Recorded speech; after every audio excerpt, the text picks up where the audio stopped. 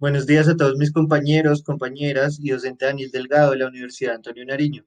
Mi nombre es Juan José Vargas y hoy vengo a hablar sobre el ciclo de la urea. Para empezar, quiero contarles que el propósito de este ciclo. Básicamente, el propósito que tenemos aquí, por el cual se lleva a cabo el ciclo, es de desechar el amonio del cuerpo. Recordemos que el amonio es tóxico, por eso tenemos la necesidad de deshacernos de él. Una pregunta que surge aquí es, antes de empezar a explicar el ciclo, es de dónde sale este amonio, qué es lo que ocurrió previamente para que nos diera el amonio, ¿sí? ¿Qué proceso ocurrió previamente? La respuesta básicamente es el catabolismo de las proteínas. Recordemos que el catabolismo consiste en la degradación de biomoléculas en moléculas más pequeñas. O sea, los enlaces se separan, por decirlo así, y eso nos da moléculas más pequeñas. Entonces, si estamos hablando del catabolismo de las proteínas, tenemos que recordar que las proteínas son la unión de varios aminoácidos. ¿Qué son los aminoácidos? Los aminoácidos son la unión entre un grupo amino, un grupo carboxilo y una cadena de carbonos. Entonces, si estamos hablando del catabolismo de las proteínas, básicamente este grupo amino, grupo carboxilo y cadena de carbonos se van a separar, por decirlo así. Entonces, ¿qué es lo que vamos a ver hoy? ¿Qué es lo que sucede con el grupo amino luego de todo este proceso? El grupo amino, ¿qué es lo que sucede después? Básicamente, el grupo amino después se puede unir a otros hidrógenos y esto nos forma el amonio. Pero aquí surge otra pregunta, o sea, como dije anteriormente, el fin de este proceso es eliminar el amonio del cuerpo, desechar el amonio del cuerpo.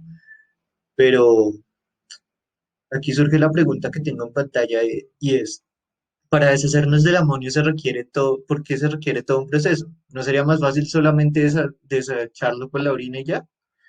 La respuesta es que básicamente el amonio se tiene que transformar en urea por sus hidrógenos. Estos hidrógenos podrían llegar a disminuir el pH del medio en el que se encuentre y esto podría llegar a afectar algunas proteínas del cuerpo. Entonces ahora, una vez que sabemos de dónde sale este amonio, ahora sí vamos a empezar con el ciclo. Como podemos observar en la imagen, la parte superior, estamos hablando del amonio. El amonio ahí lo tenemos representado como el NH3. ¿Qué es lo que estamos haciendo acá? Estamos uniendo el NH3 con el sodio que está ahí representado como HCO3 y con dos ATPs. Pero esto no se puede hacer así tan fácil, sino que requiere una enzima llamada carbamóvil fosfato sintetasa. Entonces, la unión de estos tres que nos da carbamóvil fosfato, como podemos observar en la imagen.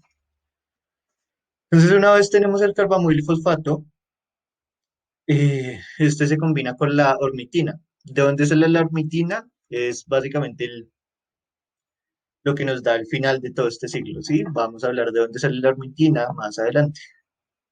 Esta combinación entre carbamil fosfato y ornitina nos da citrulina.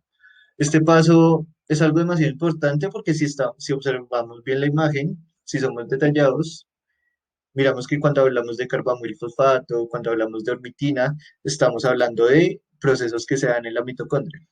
Pero cuando empezamos a hablar de citrulina, estamos hablando de procesos que se dan fuera de la mitocondria, exactamente en el citosol. Entonces, ¿qué es lo que está pasando aquí? La citrulina está saliendo de la mitocondria hacia el citosol y ahí es donde ocurre el resto del ciclo.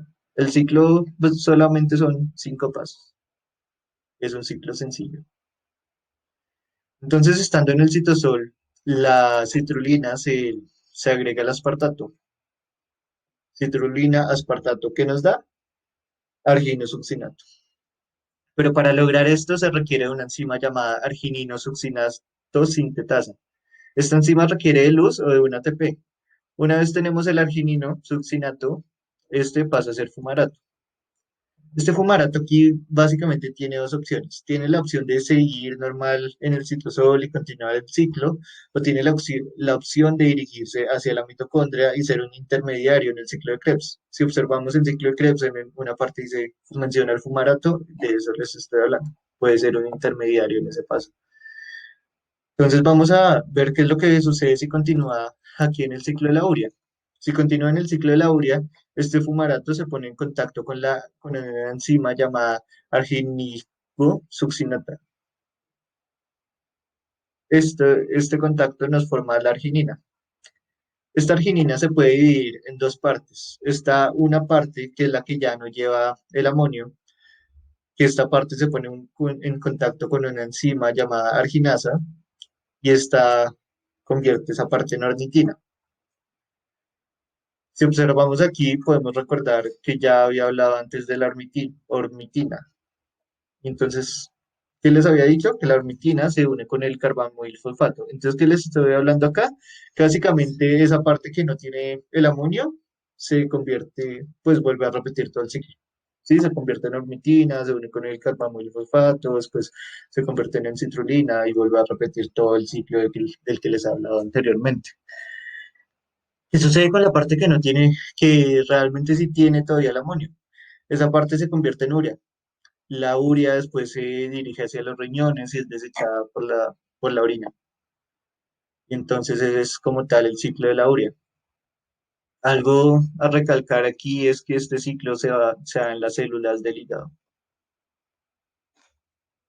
Y otra cosa de las que les puedo hablar hoy es de enfermedades asociadas al ciclo de la urea.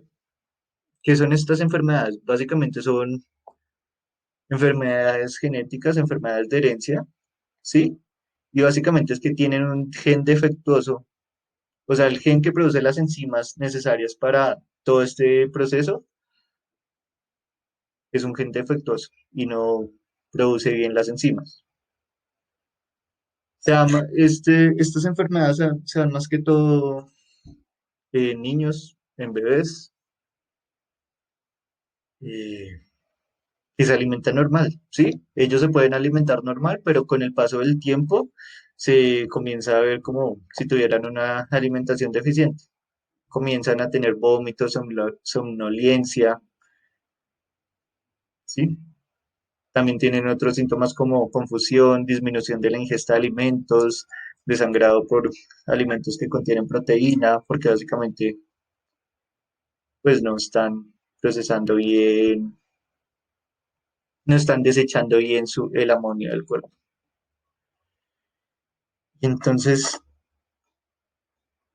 digo que ya para seguir con la exposición, de nada sirve como ponernos a hablar acá de todo este ciclo, de toda la vaina, si realmente no nos lo aprendemos. Entonces, también como parte de la exposición he diseñado un método para que sea más fácil el proceso de aprendernos este ciclo, o al menos los nombres que tiene cada parte. Y entonces, ¿cómo es mi método? Básicamente coloqué una frase que dice, Catalina organiza a cientos de personas asegurándose de armar una fundación mientras Armando urgentemente ordena. Entonces, ¿qué es lo que sucede después? O pues, ¿cómo es que esto ayuda a aprendérnoslo? Después empezamos como a organizar todo y cada palabra de esta oración como en una especie de ciclo, ¿sí? Catalina organiza cientos de personas, bla, bla, bla, bla, bla, bla. Entonces, ¿qué podemos hacer después? Eliminamos el resto de las palabras y nos quedamos con las primeras dos letras. Entonces, una vez tenemos esto, ya podemos empezar a recordar fácilmente el nombre, o sea, la ubicación de cada molécula y pues el nombre de las moléculas, ¿no? Digamos ahí vemos la CEA, que es la CEA, carbamoil fosfato. Después la OR, que es la OR, ornitina. Después la CI, citrulina. Después el aspartato. Uy, ahí se fue mucho. Bueno, acordémonos, citrulina se une con el aspartato, nos da el arginosuccinato, después esto pasa a ser un fumarato, y después tenemos la arginina, quina, y básicamente esa es la idea que tengo para que lo aprendamos más fácil, más rápido.